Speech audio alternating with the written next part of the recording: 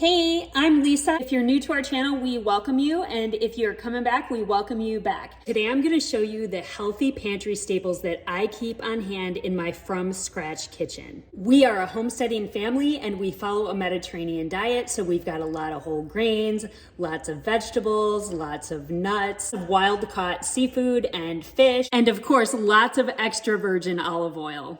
We grew yellow and red onions in our garden this year. This is so exciting. So this is the very first year that we have ever planted onions and garlic. And look at that. Not too shabby for the first year. So I'm super excited to use these in the kitchen. I've got garlic that I grew just hanging out in this bowl. It is drying currently. And when I want to use garlic for a recipe, I just clean it off and use the garlic. Always have lots of sweet potatoes and baking potatoes on hand.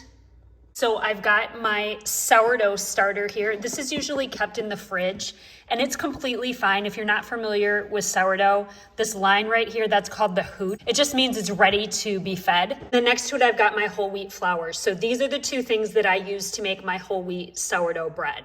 I like to make a loaf of whole wheat sourdough bread each week, and then I just take it and I slice it and put it in the freezer for whenever I need it.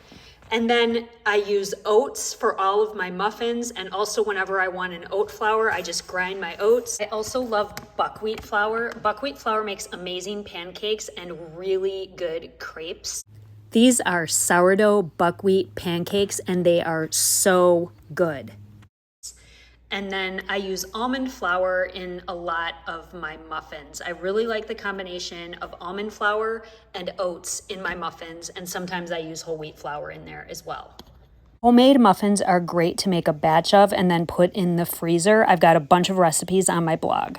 When you have a well-stocked pantry, it makes it so much easier to pull healthful meals together. We are definitely an ingredients household. We do not keep a lot of processed food in the house at all. We make our baked goods, make our cakes, we make our cookies, we make our pizza crust, we make our crackers. If making things from scratch intimidates you, I promise you I used to be just like you. Give it a try, do one thing at a time. You will be surprised at how easy it actually is. I like to incorporate seafood and fish into our diet as often as possible. We have seafood or wild-caught fish at least once a week, ideally twice, and these are the things that I always keep on hand in my pantry. Wild-caught salmon. The wild-caught salmon is great for making my salmon cakes. Salmon cakes are a super nutritious and healthy dinner that comes together in a snap. Crab. Clams, I love making linguine and clam sauce. Tuna packed in extra virgin olive oil, and then sardines. If you haven't tried sardines yet, I highly suggest you give them a try. They are just loaded with so many good things. I love these Lazy Susan organizers. They really help keep everything nice and neat, and it's really easy for me to spin this around for just kind of the things that don't fit neatly anywhere else. Got some olives. I've got my everything but the bagel seasoning that I adore, pink Himalayan salt, some minced garlic. This is a salsa verde for when I don't have fresh tomatillos. This is a jar of homemade jam that a homesteading friend gave to me. I've got some grits and olives. And then in the next one, I've got some honey. I really love honey on my food boards. Some seedy mustard, another thing I love on my food boards. I've got such sweet homesteading friends. Here's another gift from another one of them. And another. So here I've got some Maldon salt, which is great to sprinkle on top of those homemade crackers that I make. I've got red lentil rotini, whole wheat couscous. This is green lentil lasagna sheets, and I've talked about this in my Aldi shopping videos, and I also have a video where I make my homemade veggie lasagna. I love this. This is absolutely delicious. Your family will not even know it is not regular noodles. You can't even tell. I've got some black-eyed peas.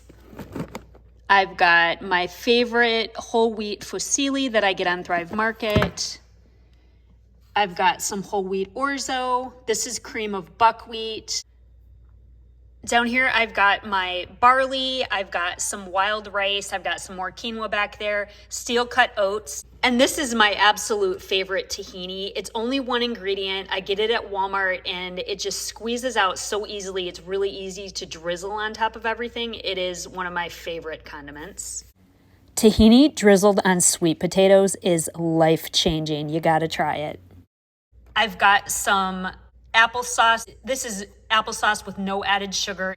It's really good to add to muffins and baked goods for extra moisture.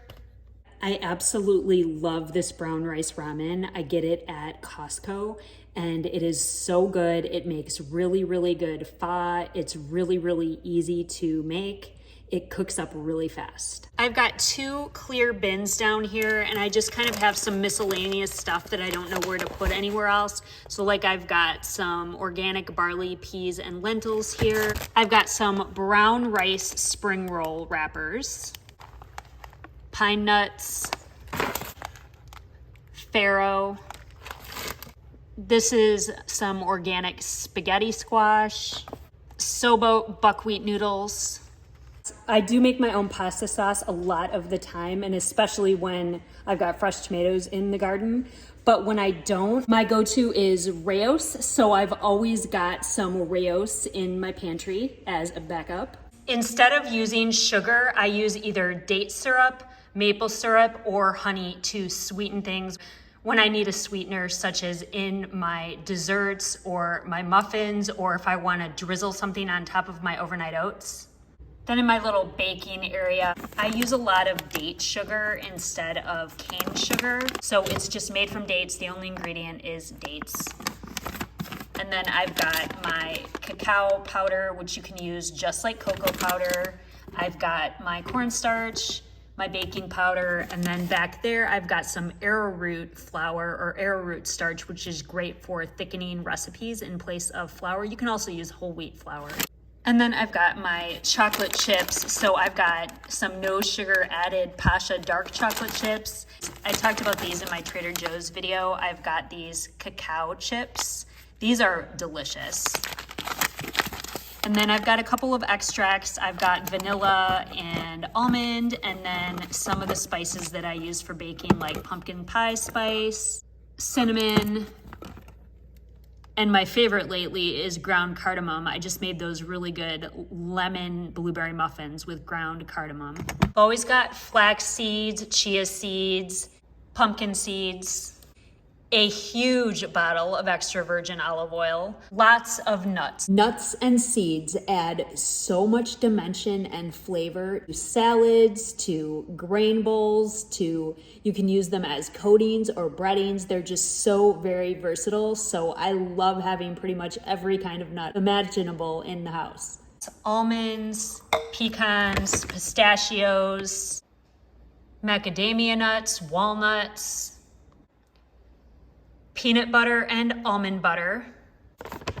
Always have figs. I've always got dates.